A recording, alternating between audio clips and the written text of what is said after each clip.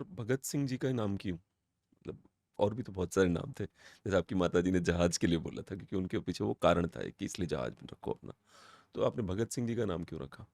जैसा ना, जब ये संस्था बनाई हमने, तो दोस्तों ने, सबने हमने बैठ के सलाह करी। तो मैंने कहा, यार देखो, अब किसी बुजुर्ग के नाम से संस्था बनाएंगे ना तो बुजुर्ग ही जुड़ेंगे। सच्ची सही बात है। बात है। हाँ, हाँ।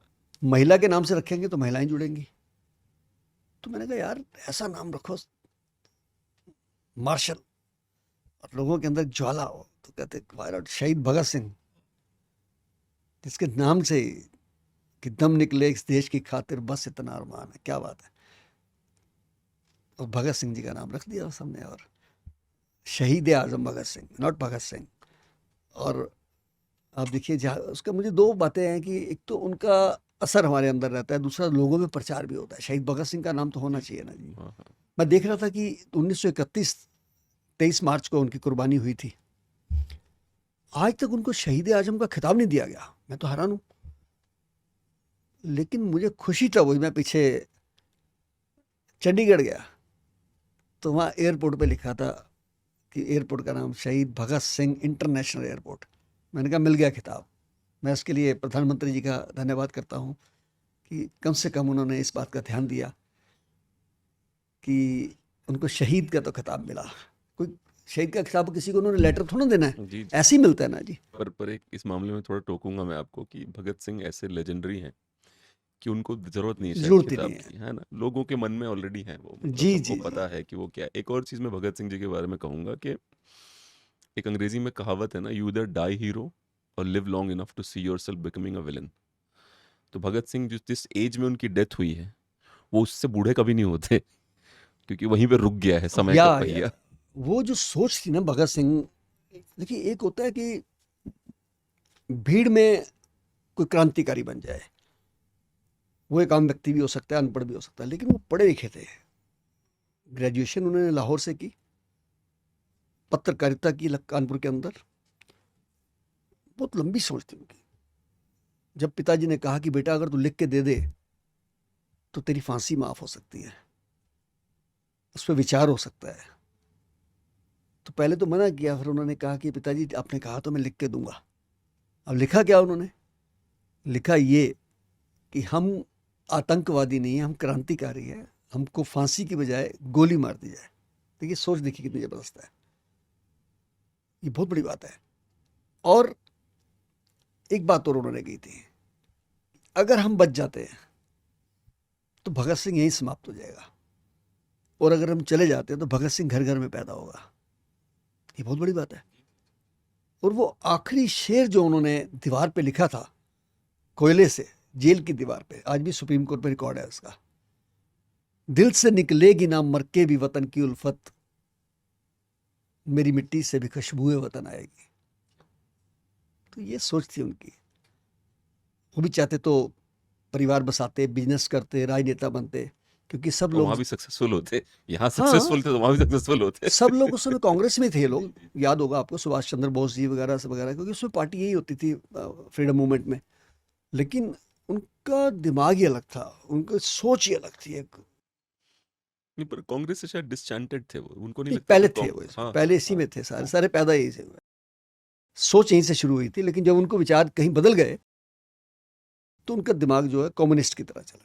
जी, बिल्कुल। वो तब वो मज़ीनी को बहुत पढ़ते थे। एक मज़ीनी नाम के इटालियन राइटर थे, उनको बहुत पढ़ते वो थे। अलग ही चीज थे। हाँ, हाँ, आप देखो ना, शहीद भगत सिंह जी की माता जी, हमारे यहाँ गुरु ग्रंथ साहब में से एक पाठ है जपजी साहब, उसकी एक प्रति दिया है उनको जेल में। उन्होंने वापस भेज दी घर पे।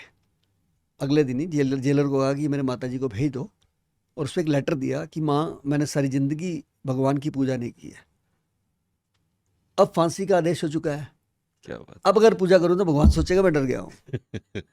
इसलिए मैं पूजा नहीं करूँगा, भगवान की पूजा नहीं करूँगा, मैं कर्म करूँगा बस। और कर्म कर गए अपना। वो कभी न मरे थे न मरे नहीं, हैं। नहीं, वो नहीं मरेंगे। वो उसी एज का चेहरा वो सबके दिमाग में रहेगा। क्योंकि मैं तो सीधा कहते हैं, मुझे कई लोग कहते हैं कि शंटी जी, आप एक आवाज़ उठाओ, उनको भारत रत्न मिले। मैं कहता हूँ, जिनको भारत रत्न मिले हैं, कहीं उनका कहीं नाम देखा है आपने कभी किसी बस किसी पे? किसी यंग बच्चे को अपनी गाड़ी के पीछे लगाते हुए देखा देखा है किसी है? ने? आप जाइए ना, हरियाणा, पंजाब, हाँ, हाँ, दिल्ली, हाँ, हाँ, हाँ, हाँ।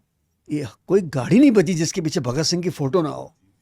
आप करा लीजिए, वोटिंग करा लीजिए, पूरी दुनिया में वोटिंग करा लीजिए, पहले नंबर पे कोई बंदा आएगा चर्चित तो शहीद आजम भगत सिंह आएगा उसमें। और इंकलाब जिंदाबाद का जो नारा दिया उन्होंने, कैसे भूल सकते हैं हम वो एक नारे ने पलट दिया उनको। सरफरोशी की तमन्ना अब हमारे दिल में है, देखना है जोर कितना बाजुए कातिल में है।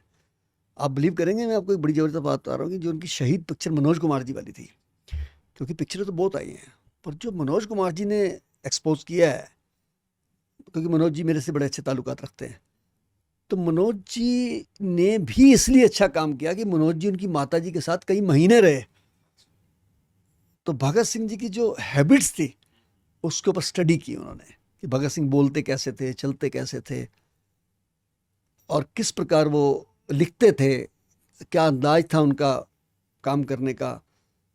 और तभी तो उन्होंने जो रोल किया बर्फ़ की सिल्लियों पे लेट के, वो रियल शॉट था। मनोज जी मुझे खुद बताते हैं, कहते मैंने पूरी प्रयास किया, भगत सिंह लेट सकता तो मैं क्यों नहीं लेट सकता, भगत सिंह कोड़े खा सकता तो एक आधा कोड़ा मैं क्यों नहीं खा सकता, वो भूखे रह सकते तो मैं क्यों नहीं रह सकता। क्योंकि 66 दिन की भूख हड़ताल करना लाहौर जेल में, और वहाँ पे जतिन दास का शहीद हो जाना, ये सारी बातें इतिहास में बहुत पड़ी हैं। और जब बर्फ़ की सिल्लियों पे लेटे हों भगत सिंह, और अंग्रेज आके उनको बरगलाने की कोशिश करें कि तेरे साथियों ने तो बयान दे दिए हैं, कि झूठी खबरें छुपा लेते थे अंग्रेज, तो उन्होंने एक शेर बोला था कि हम भी आराम उठा सकते हैं घर पे रहकर, हमको भी पाला था माँ बाप ने दुख सह सा कर, वक्ते रुखसत इतना भी ना आए कहकर कि गोद में आंसू भी टपके।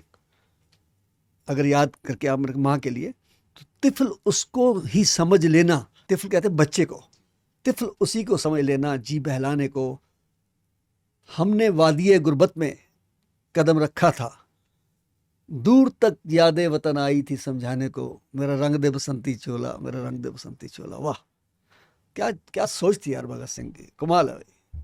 ना पैदा हुआ कोई, ना पैदा होगा। पर लीडर थे वो एक्चुअल में, क्योंकि उनके साथ 2 लोग और शहीद हुए थे, पर वो, सुखदेव राजगुरु। हाँ जी जी, पर लीडर वही थे।